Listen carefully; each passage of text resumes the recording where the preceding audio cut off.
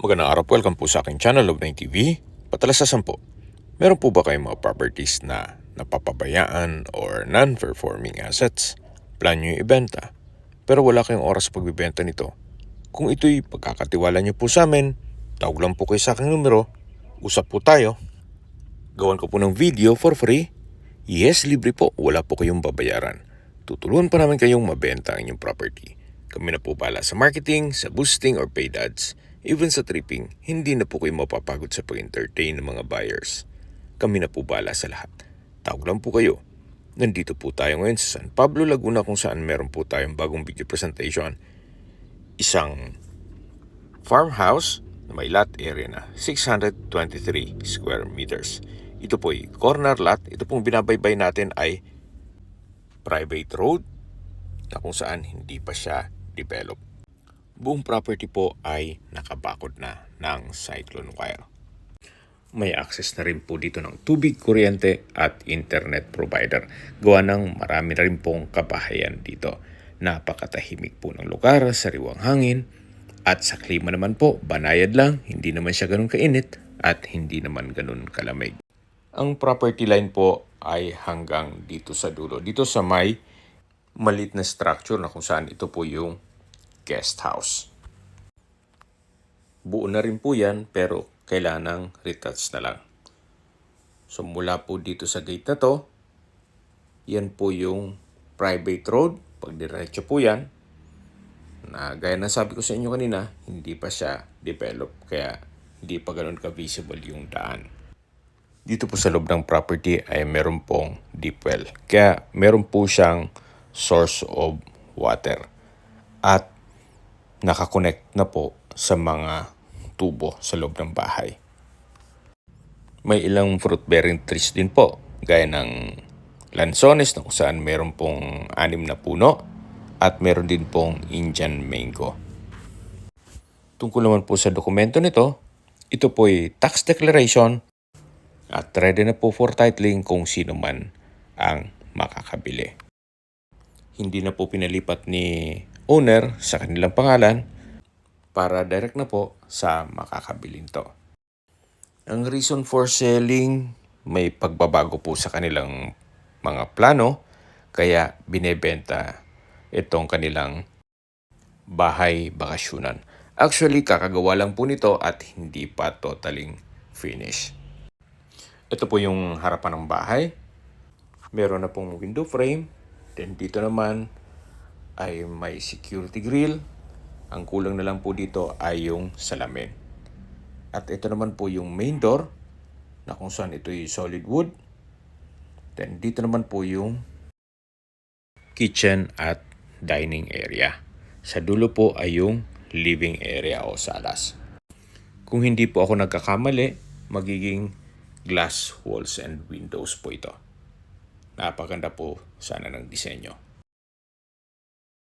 Tungkol naman po sa plano nito, siguro pwede nating hingin kay owner para masundan nyo kung ano man ang mga gagawin pa. Bali po, ito po ay high ceiling, mga 16 feet po. Yan po ang nabanggit sa akin ni owner. At ang house foundation po ay provision for second floor. Ito po yung kitchen countertop na meron pong tile kitchen wall. At dito naman po yung hallway papunta sa mga kwarto. Ito po yung master's bedroom, naka-solid wood door na siya. Then malaki naman po ang espasyo nito. Yan po, high ceiling siya. Then customize ang window. Kulang na lang po ay salamin. Meron din po itong sariling toilet and bath. Naka-tile bathroom wall. Then may bathroom window. At bago pa po ang water closet. Labas po tayo. So yan po, tunghayin niyo po ulit itong master's bedroom. Actually, napalitada na po siya. Ang kulang na lang po ay skim coat, then pintura. So labas po tayo. Balik po ulit tayo dito sa hallway. At ito naman po yung common bedroom. High ceiling din po. Then may customized window. Nakapalitada na po ang wall. Kaya pintura na lang ang kulang. So mula po dito sa common bedroom, ito po ulit yung hallway at matatanaw natin yung kitchen at dining area. Dito naman po yung common toilet and bath. Naka-double solid wood door. Then, tile bathroom wall. Bago pa po ang mga toilet fixtures, high ceiling, at meron din po itong bathroom window. Ang kabuang floor area po nitong main house ay 95 square meters. Dito sa part na to, ang kulang po ay ceiling, then pintura ng walls. Actually, kung industrial concept, pwede pa naman ang pagka-finish na yan. At dito na po yung living area o salas. Meron pong steel gate na papunta naman dito sa bakanteng lote na pwede pong lagyan ng swimming pool. Or kung di naman, pwede pa po kayong magtanim dito.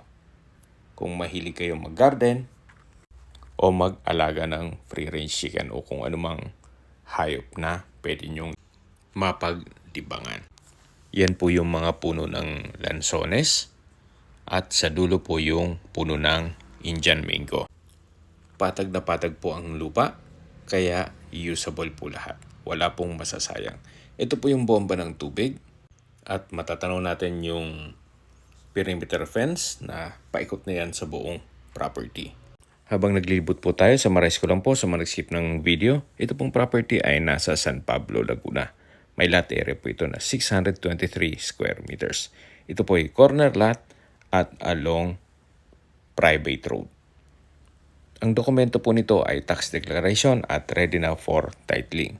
Meron pong dalawang structure, isang main house na kung saan may floor area ito na 95 square meters. Ito pong natatanaw natin na maliit na structure, yan po yung guest house na may floor area na 30 square meters. Actually, yung first part ng video ay napakita ko na yan.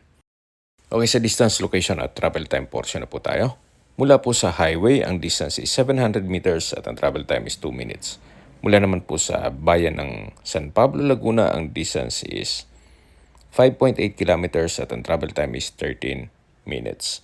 Kompleto na po doon gaya ng public market, groceries, convenience store, remittance center, banks, schools, church, at San Pablo Doctors Hospital. Yan po yung lagi kong binabanggit sa inyo na dapat yung i-consider sa paghanap ng property, yung meron pong malapit na hospital. Hindi ko naman po sinasabing sakitin kayo. Yan naman po for emergency purpose lang naman. Hindi po natin mapasok tong guest house gawa ng ginawa nilang stock room. Mula naman po sa SM San Pablo, ang distance is 8 kilometers at ang travel time is 16 minutes. Kung manggagaling naman po sa Manila o sa airport, ang distance is 102 kilometers at ang travel time is 2 hours and 22 minutes. Sa presyo na po tayo, binebenta po ito ng owner sa halagang 3.3 million pesos net. Ibig pong sabihin, si buyer po ang sasagot sa lahat ng taxes at expenses with regards to documentation. Kung may mga katanungan po kayo, tawag lang po kayo sa aking numero. At sa mga kababayan naman natin na sa ibang bansa, meron po akong Telegram sa mga iPhone user man may message. Meron din pong Imo, Skype, Viber at WhatsApp. Same number lang po, 0917-316-3399. Sa mga nagtatanong naman po ng aming Facebook, meron po aming Facebook page na Nob9 TV at Facebook Reels video. Meron din pong TikTok at Instagram. May ibang YouTube channel po kami na The Nob9 TV channel at Nob9 TV Listings. Sana po naibigyan nyo ang video presentation. Paki-like and subscribe na lang po sa aking channel para ma-update din po kayo sa aking future listings. Kung sakali po hanap nyo yung mas malaking sukat na lupa, meron din po kami ibang listings na pwede nyong pagpilian. Huwag po kayong mag-atubiling tumawag sa amin, then let us know your budget para malaman namin kung anong property pwede namin ilok sa inyo. Sa lahat pong viewers, subscriber at nagtiwala po sa amin, salamat po sa suporta. Ingat po kayo lagi at yung pamilya. Maraming salamat po.